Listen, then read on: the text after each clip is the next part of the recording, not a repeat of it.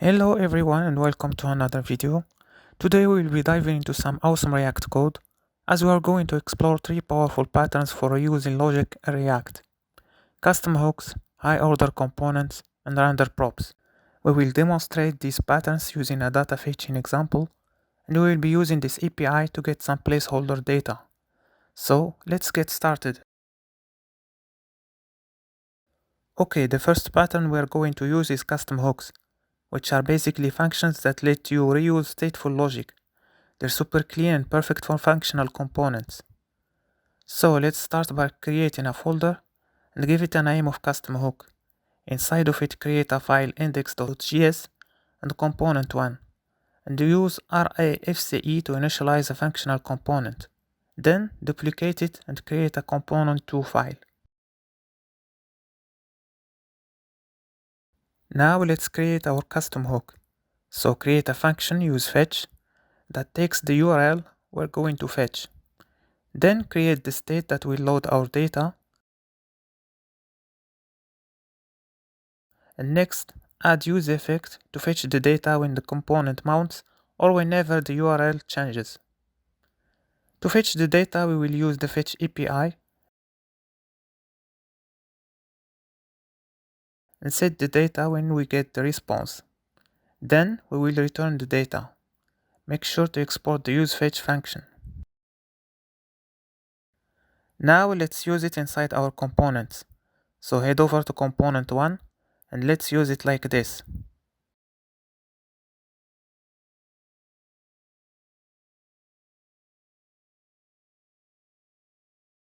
Then let's change the return statement so we can differentiate between our components and just return the full object.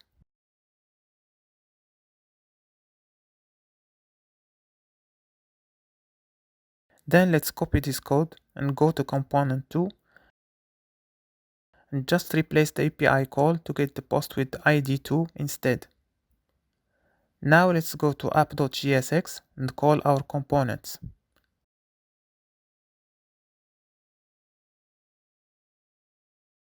As you can see, our components share the same logic that was extracted into a custom hook. Okay, let's close all the tabs, and the second pattern we're going to cover is using high order components or HOCs that are functions that take a component and return a new one with added logic. So let's duplicate the custom hook folder and rename it to HOC and rename index.js to index.jsx. Then let's modify the code in the index file. Start by copying the logic. By convention, an HOC is a function that starts with the term with. So let's name it with data fetching. It is going to take two parameters, the wrapped component and the URL to fetch. Then let's return a new component that takes some props. This is important if the wrapped component is expecting other props. Then let's paste our logic and then return our wrapped component with the data property and let's distract the props. With that, our HOC is done, and make sure to export it as default.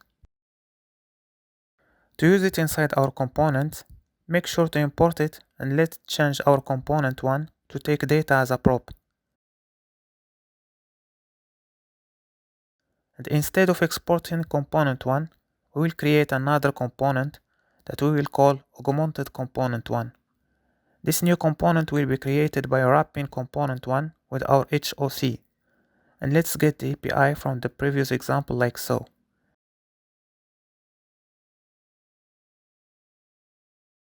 Then let's export augmented component 1. Okay, let's copy all the code and let's head over to component 2 and paste it. Then let's modify the name of the component to component 2. For the API, let's change it to get the post with ID3. Now let's go to app.jsx and call our new components. To do so, simply replace custom hook with HOC. And then let's check the result.